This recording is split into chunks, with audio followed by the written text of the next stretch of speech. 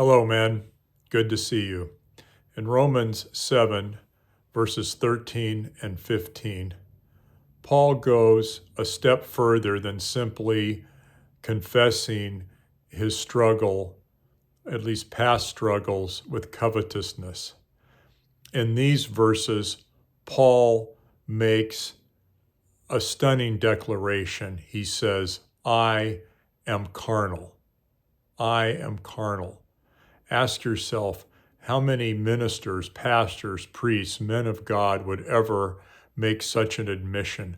But here is the great Apostle Paul doing so.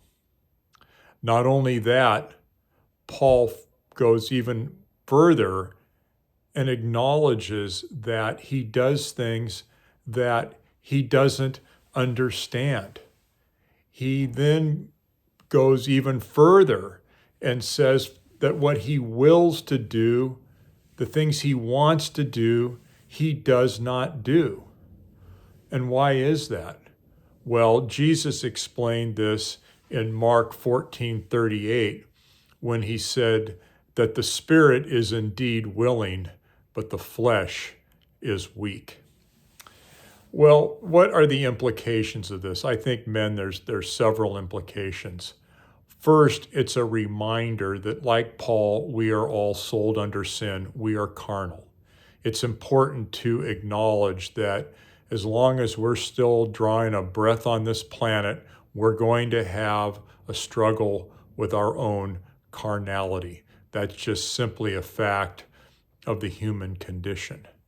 But yet we should be able to be encouraged by this, because here is this great saint, a man who at the point in time when he is saying, I am carnal, present tense, he'd already been on 2 missionary journeys.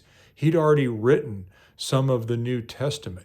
He did great things to the glory of God, even though he was at that point carnal, to put it into his words. The other thing that occurs to me is how Paul, when he says he does things he doesn't understand, what about us?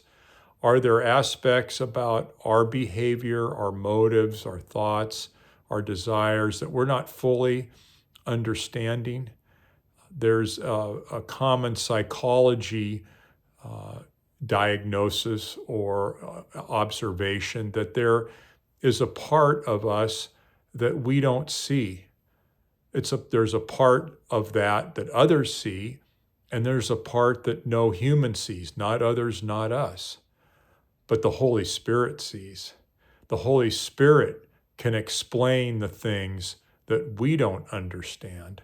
And so we can go to the Holy Spirit. We can pray to the Holy Spirit, reveal in me those things. David said, search me, search to see if there's any wicked way in me. Well, we can do likewise. Search me, God, and expose to me my carnality, expose to me why I do some of these things or not do some of these things. And then lastly, and perhaps most importantly, is the fact that even though we, like Paul, are carnal, we can still go to Jesus for rest. We can rest at his feet. We can learn from him. We can take his yoke upon us. His burden is light, and we can obtain rest for our souls. Hugely important, men. Even though we struggle with sin, there's a time to put that aside, to just simply come to Jesus and rest in his goodness, rest in the fact that he died for us personally.